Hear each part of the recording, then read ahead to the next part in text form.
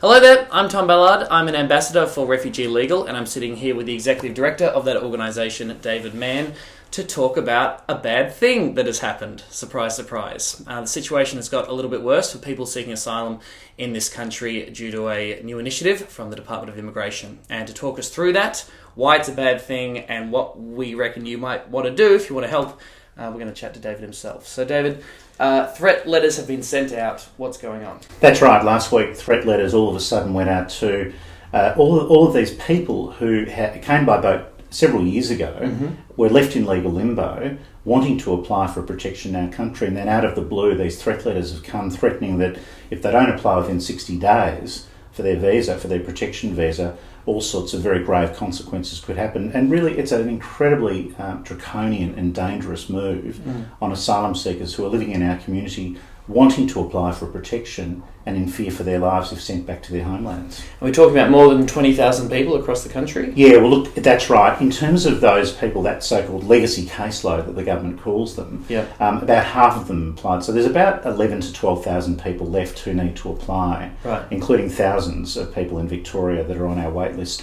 desperately wanting that legal help. Right. And why haven't they been able to get around to the applying? Obviously, it's in their interest to get this done. They're not just lazy or playing the Xbox. There's some real roadblocks to them actually getting those applications in. Well, that's right. They actually want to apply, and for quite a while, for a number of years, successive governments left them in this legal limbo. They weren't even allowed to apply for protection, having come by boat from places like Afghanistan, Iraq, Syria, in fear for their lives. The reason why they're on our wait list now is because finally, in 2015, the government essentially allowed people to start applying progressively, but removed almost all publicly funded legal assistance to do it. And the point of all of this really is that the government is now seeking to coerce literally thousands of people to rush ahead and try to complete these very complex and onerous requirements, this paperwork that runs into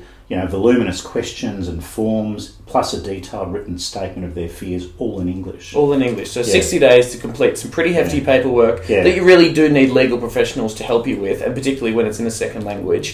That's just an unreasonable task to ask these people to do that, right? What's the end game here? Why have they brought this down out of the blue now? Well, the first point of all of this is that legal assistance here is essential to complete these very complex and onerous requirements. And why they're doing this, I think, it's very difficult to precisely work out precisely why. Yeah. What I can say is this: we have in the last year and more, we've been working with the department together with specialist legal centres around the country. There's only a small amount of us working with the government to negotiate reasonable timeframes for people to apply. I mean, there are thousands of people on our wait list. We're getting through the cases. We're providing the assistance for free, despite the fact that the government removed almost all funded legal assistance. We're doing the work, but of course it's taking some time because the wait lists are huge. There are large amounts of people, and there are real problems with resourcing. And the government is not accepting the fact that you might be on the wait list to get legal help as a decent excuse for why you might not be able to meet the 60-day deadline. Well, that's right. This latest move is essentially rejecting that as a reason for any further time to make the application. Essentially saying, whether you're on a wait list or not for pro bono legal assistance, we don't care. We're telling you that you now need to apply. And it's not just telling these people they need to apply. It's actually threatening them with the most grave consequences. I mean, the letters, these threat letters, these 60-day letters, are saying if you don't apply within this time frame, you may lose your bridging visa, you may lose your basic subsistence support, you may lose your work rights, and on top of that, you could even have your ability to apply revoked. That is, be permanently deprived of even being allowed to apply for protection in this country. So you wouldn't be considered asylum seeker anymore, you'd be an unlawful non-citizen, and unlawful non-citizens are expected to leave the country. And literally, the threat letter has a bit towards the end on departure assistance information is available at border.gov.au. Tom, if you're stripped of your ability to apply for protection in this country, the ultimate risk here, and it's a very serious one, is that you could well be deported to danger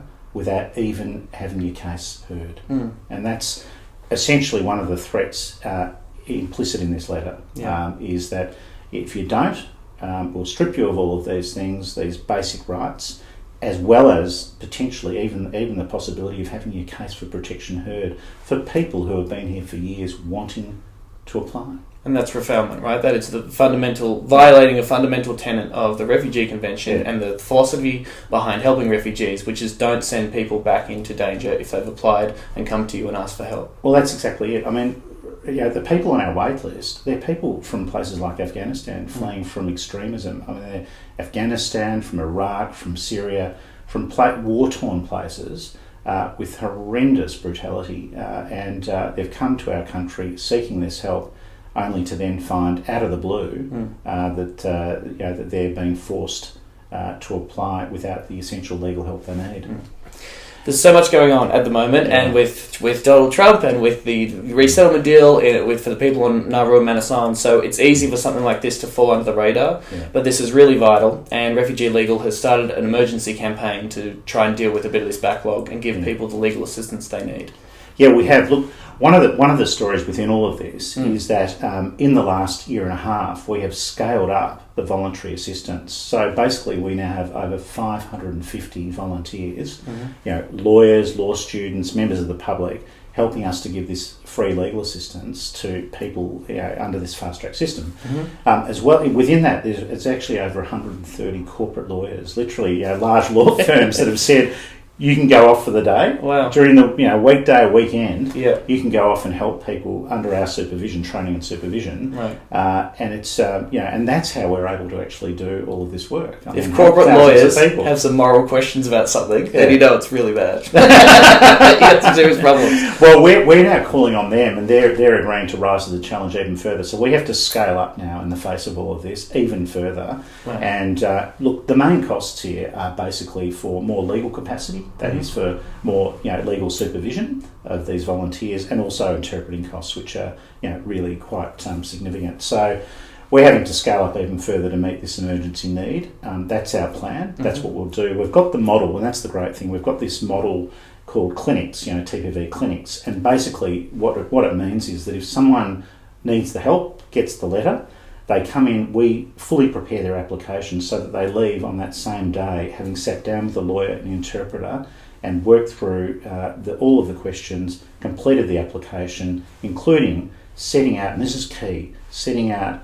what happened to them that prompted them to flee, the terrible persecution, the trauma, and also what they fear on return. And that's key, because that paperwork is the foundation for whether someone gets protection or is forced to back to their homeland. Yeah, and in this area, boring admin paperwork saves lives. It sure does. So please get involved. Please support this emergency campaign that Refugee Legal has set up. We want people to go to refugeelegal.org.au. Yep, refugeelegal.org.au. There we go. Chip in what you can. I've chipped in some cash. They really need you right now. So if you support the rights of people seeking asylum to be processed humanely here in Australia to try and meet this unreasonable and difficult deadline, they really need you right now.